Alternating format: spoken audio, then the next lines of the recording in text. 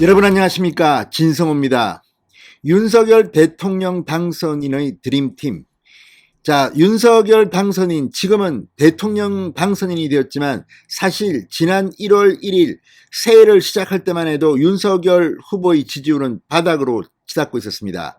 특히 1월 5일 정말 윤석열 후보의 지지율이 추락하던 바로 그때 윤석열 후보는 이 서울시장 오세훈과 부산시장 박형준을 불러서 서울 강서구의 한 호텔에서 장시간 비공개 만찬을 합니다.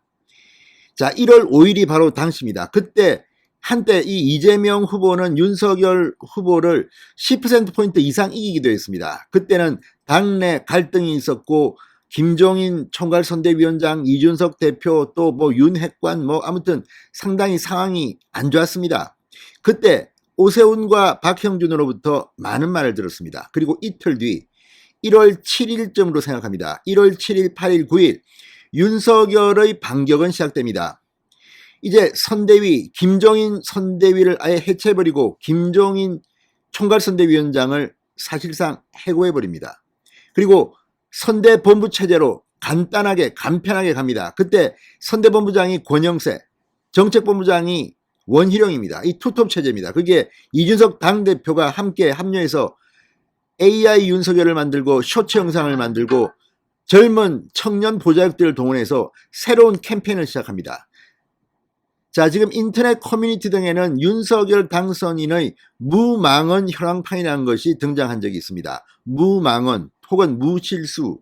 이게 뭐냐면 과거 윤석열 후보가 말실수를 해서 설화 사건이 많았습니다. 그런데 1월 7일부터 이들은 카운팅을 시작했습니다. 1월 7일, 1월 5일 날 박형준, 오세훈을 만났는데 1월 7일 정도부터는 원팀이 돼서 나갑니다. 이 이후에 100일쯤 됐습니까? 아무튼 이 무망언 현황판을 보면 제로입니다. 100% 목표를 달성하고 윤석열 후보는 대통령에 당선됩니다.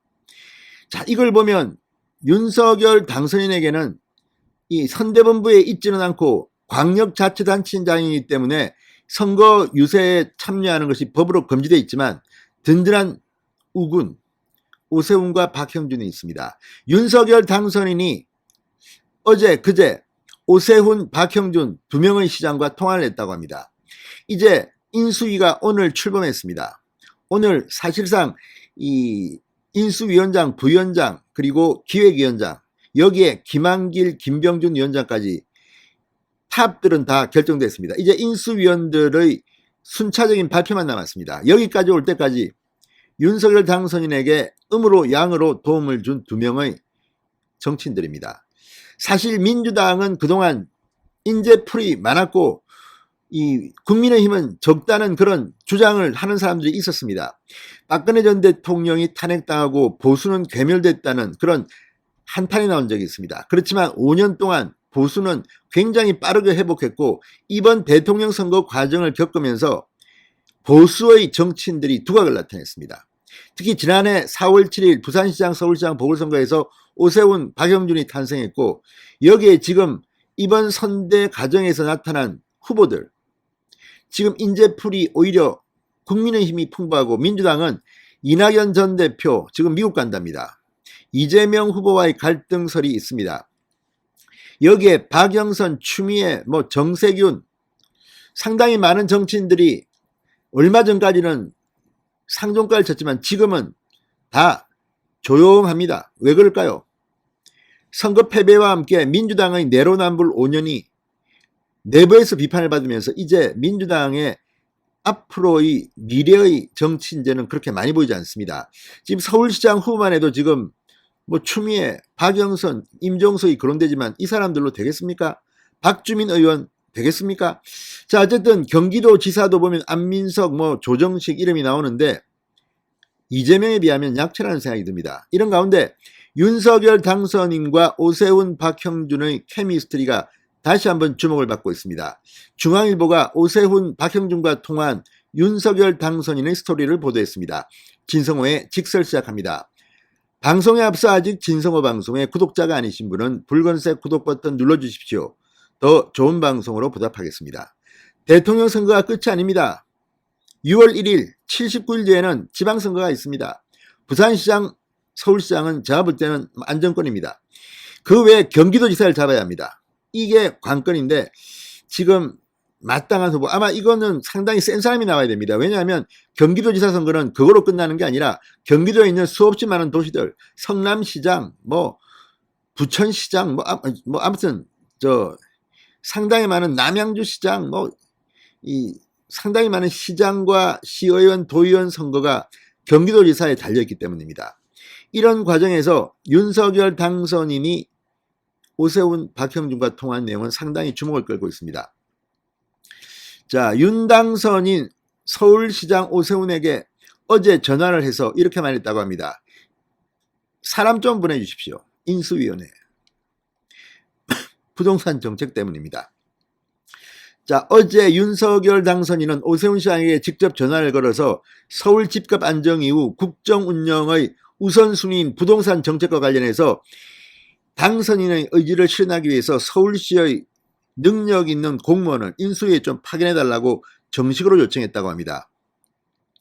자, 이 중앙일보와의 통화에서 오세훈 시장은 선거를 도와줘서 고맙다는 취지의 안부 전화라고 전했지만 여기서 상당히 많은 걸 요구한 모양입니다.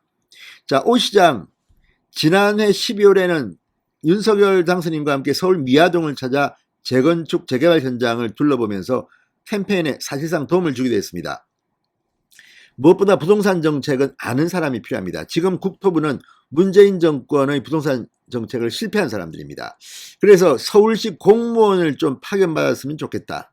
이런 취지의 발언을 했다는 겁니다. 어느 정도 직급의 인력이 필요한지 등에 대해서는 앞으로 의논을 해봐야 알 것이라며 서울시 내부에서 실제 정책 실무를 담당해온 실국장급 인사가 직접 인수위 전문위원 등으로 파견될 가능성이 높다고 보고 있습니다. 이렇게 직접 윤석열 당선인이 전화를 건 이유는 서울 집값을 향후 국정 운영의 우선순위에 두겠다는 의지의 표명으로 읽히기도 합니다. 역대 부동산 정책의 경우 서울을 포함한 수도권 집값 안정이 핵심입니다. 자, 그리고 박형준 부산시장에게는 12일 날 전화를 걸었다고 합니다. 지역 균형 발전에 대한 의견을 듣기 위해서입니다. 박 시장은 중앙일보와의 통화에서 윤 당선인이 부산의 현안에 대해 아주 잘 알고 계신다. 과감한 분권이 필요하고 남북권 전체를 새로운 성장축으로 만들겠다는 생각에 공감하고 있고 적극적으로 지역 균형 발전 정책을 펼치겠다고 하셨다. 이렇게 전했습니다. 자, 윤석열 당선인은 오늘 이 인수위에 설치된 지역균형발전 특별위원회 위원장으로 김병준 전 자유한국당 비대위원장을 임명했다고 밝혔습니다. 김병준 전 위원장은 자타가 공인하는 지역균형발전의 전문가입니다. 학자로서 이 분야에서 이만한 사람도 없습니다. 자, 어쨌든 이제 국민의힘 윤석열 드림팀이 뜨고 있습니다. 지방선거까지 이대로 쭉 달려가야 할 것 같습니다. 진성호의 직설이었습니다. 여러분 감사합니다.